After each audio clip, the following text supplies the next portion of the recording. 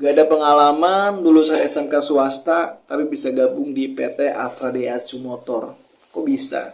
Yuk kita bahas. Oke, Assalamualaikum warahmatullahi wabarakatuh. Selamat pagi, selamat malam, selamat sore, selamat siang. Entah di jam berapa kalian nonton video ini, gue Agus Muhammad. Selamat datang di channel gue Agus Muhammad dan selamat datang di obrolan pulang kerja. Di obrolan pulang kerja kali ini, gue ingin bahas tentang PT Astra Daihatsu nih. Menarik sekali ya, udah lama banget gue nggak bahas PT Astra Daihatsu. Udah hampir berapa, 1 tahun ada kali ya gue nggak bahas Daihatsu. Dan video ini gue nggak bahas masalah pendingan Daihatsu, gue nggak bahas ke situ karena itu udah ranahnya sendiri. Gue ingin bahas tentang keponakan gue lebih tepatnya ya. Jadi dia itu belum pernah kerja, lulusan, berarti ketika lulus dia nggak langsung kerja, dia kerja jadi tukang buru bongkar gitu, jadi bongkar muat gitu, tapi bisa masuk Daihatsu. Keren gak sih? Tanpa pengalaman berarti kan. Biasanya kan orang masuk Daihatsu dengan pengalaman A, B, C, D, atau mungkin baru lulus dari SMK terbaik, dari SMK negeri. Ini enggak. Kayak gimana ceritanya? Yuk kita bahas. Jadi guys, yang namanya rezeki, balik lagi ya, rezeki itu udah Allah jamin, rezeki udah Allah tetapin, tergantung kita mau ikhtiar apa enggak, tergantung kita mau ikhtiar dengan cara yang seperti apa, apakah dengan cara yang halal, apakah dengan cara yang haram. Karena ya itu kan udah jadi pertanggungjawaban kita ya sebagai manusia. Allah yang ngasih rezeki nih, sudah kayak ceramah ya. Jadi gue nggak tahu ini bermanfaat apa enggak buat teman-teman, gue nggak tahu ini ada faedahnya apa enggak buat teman-teman. Yang pasti ini hanya sekedar motivasi aja buat teman-teman yang berasal dari SMK swasta, mungkin gak terkenal, dari kampung terkecil dan gak punya pengalaman kerja. Bahwasanya kalian masih bisa loh gabung di Daihatsu, kalian masih bisa loh ada kesempatan untuk bisa diterima di Daihatsu. Buktinya apa? Buktinya ponakan gue ini dia lulusan dari SMK swasta dan bisa dibilang ya nggak bagus-bagus amat lah. Mungkin ketimbang SMK kalian, SMK Negeri 1 Karawang, SMK Negeri 1 Cikarang, SMK Negeri 1 Tegal ya, SMK Negeri ADB segala macam kalau di kampung, atau mungkin SMK Negeri 1 Pekalongan, mungkin lebih bagus dari SMK kalian secara akreditasi ya. Kita nggak tahu secara IQ, apalagi dengan adanya zonasi. Orang yang nggak cerdas pun mungkin bisa masuk SMK negeri gede, kayak bening rumahnya deket sekolah. Oke, lupakan itu, kita bahas masalah ponakan gue tadi. Jadi ketika dia baru lulus, dia nggak langsung kerja di pabrik, dia lebih milih untuk stay di kampung halaman, kerja di kampung. Apakah di pabrik? No, dia nggak kerja di pabrik, dia kerja di toko gitu, toko sembako gitu. Dan ya, apakah jadi pimpin gudang? Enggak. Apakah jadi manajer toko? Enggak. Dia jadi tukang bongkar muat barang. Ketika barang datang dia bongkar segala macam. Dan qadarullah, bapaknya meninggal, dan saat itu dia merasa bahwasanya gue ini tulang punggung keluarga. Dengan mungkin gaji gue di sini segini, kayaknya nggak cukup buat membiayai ibu dan adik-adik gue, jadi dia berpikir lain gitu kan. Jelas ada lowongan di Daihatsu di kampung di Tegal ya, karena kampung gue Tegal. So by the way, gue orang Tegal asli, lahir di Tegal dan besar di Tegal. Kalau boleh nanya kenapa nggak kayak orang Tegal ya, lihat di KTP aja. Oke, lanjut kembali ke tadi. Akhirnya dia daftar di BKK sekolah di dekat rumah dia ya. Jadi kalau nanya Daihatsu daftarnya lewat mana, lewatnya BKK sekolah. Cari aja di BKK sekolah dekat-dekat rumah kalian. Cari informasinya di Instagram, di Facebook, segala macam. Insya Allah ada kok. Tergantung kitanya mau niat nyari apa enggak. Kadang kita tuh nganggur tapi malas gitu loh. Udah miskin tapi malas. Kalau kaya malas mungkin ya, wajar kan, duitnya udah banyak. Kalau udah miskin ya jangan malas lah. Kalau nganggur ya jangan malas. Gimana mau cepat dapat kerja kalau masih malas-malasan, kalau masih mager-mageran. Jadi dia nyari gitu info-info di Facebook, Instagram, dan dapatlah lokernya di Daihatsu. Dia diajak sama temennya juga, dan kebetulan waktu itu gue masih di kampung. Gue berkali di kampung, kerja di kampung. Dan dia main juga, dia datang dan diskusi tesnya apa aja, gimana cara biar lolos, ya gue ajarin. Namanya saudara kan, gue ajarin kayak macam. Ya alhamdulillah Dia bisa sampai lolos ke interview, lolos psikotes. Pertama tes fisik dulu ya.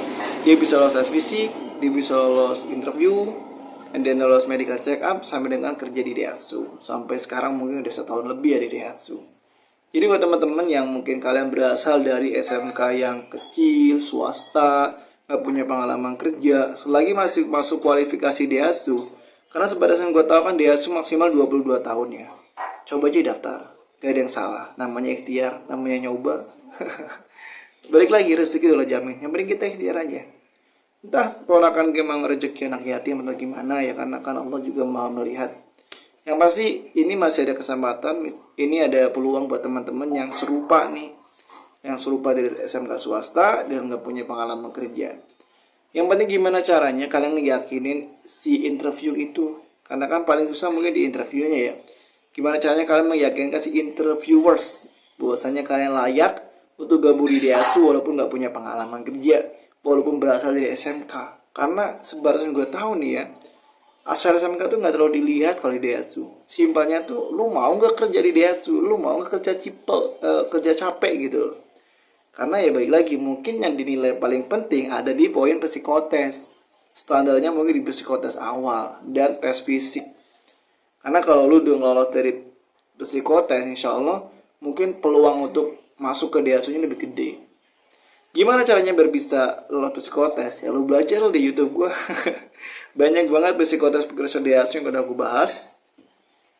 Kisi-kisinya, cara ngerjainnya, itu udah gue bahas panjang lebar di YouTube ini. Jadi kalau kalian gak males ya coba cek aja. Balik lagi, jangan rebahan mulu, jangan mager-mageran mulu, karena lu masih nganggur.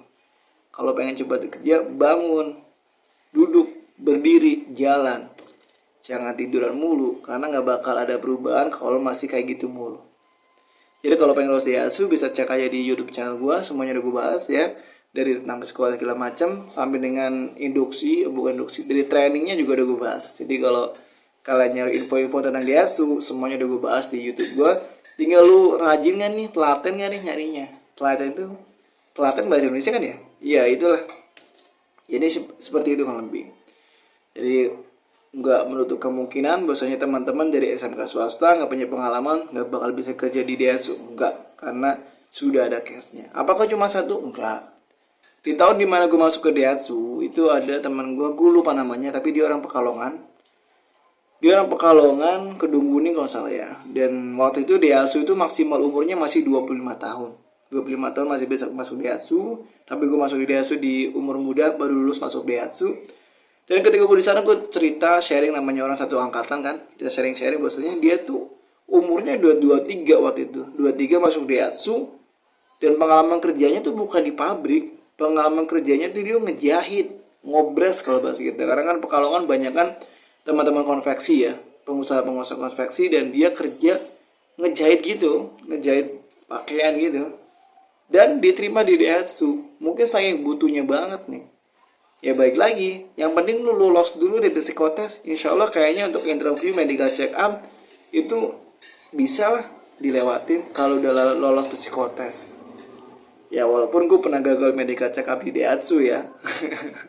Yang penting gimana caranya ketika kalian mau medical check up, cek aja di video gue yang tentang MCU PT Daihatsu, gimana caranya, tips dan trik lolosnya udah gue bahas di sono. Jadi ya silakan lo nikmatin aja. Dan si temen gue tadi Pekalongan, dia berkarir selama 2 tahun di Daihatsu bareng gue, dan ya habisnya kontrak juga. Tapi ya mending lah masih bisa gabung di Daihatsu dengan tidak ada pengalaman umur segitu. Allah Maha Kuasa ya, kalau dari rezekinya mau gimana pun pasti dapat. Jadi yang penting kalian ikhtiar, jangan hopeless dan hopeless, intinya semangat terus. Insya Allah Allah beri jalan kepada orang-orang yang berikhtiar dengan cara yang benar. Jadi gue ucapin congratulations buat teman-teman yang sudah gabung di Daihatsu, yang lagi nunggu pendingan semoga cepet dapat join di sana, dan yang mau tes semoga Allah beri kemudahan untuk bisa gabung dan bekerja di Daihatsu. Gue Agus Muhammad, mungkin segini aja video obrolan pulang kerja kita. Semoga cukup menghibur dan semoga bisa jadi teman makan kalian, teman tidur kalian, mungkin teman santai kalian. Jika ada rasa gue ada salah kata, gue mohon maaf ya. Dan gue udah ngomong lebih dari 9 menit. Kalau kalian belum follow, belum subscribe channel gue, itu keterlaluan. Jadi baru subscribe dulu channel gue, like video ini, dan komen. Kita bisa diskusi di kolom komentar, dan share video ini ke video-video share video ini ke grup-grup lokal kalian. Sorry gue salah ngomong ya. Biar video bisa FYP, bisa berkembang, channel gue bisa naik. Karena TikTok gue udah hampir 25.000 followers, tapi subscriber YouTube gue masih 14 ribuan. Jadi tolong bantu biar sama-sama 25.000 lebih subscribernya. Gue Muhammad, mohon maaf jika ada salah kata. Semoga teman-teman yang masih objek bisa cepat dapat kerja. Sehat selalu, bahagia selalu semuanya. Semoga rezeki kita, Allah yang kita. Semoga Allah rahmat kita dan mudahkan segala ikhtiar kita. Sampai jumpa di video berikutnya. Wassalamualaikum warahmatullahi wabarakatuh. See you guys.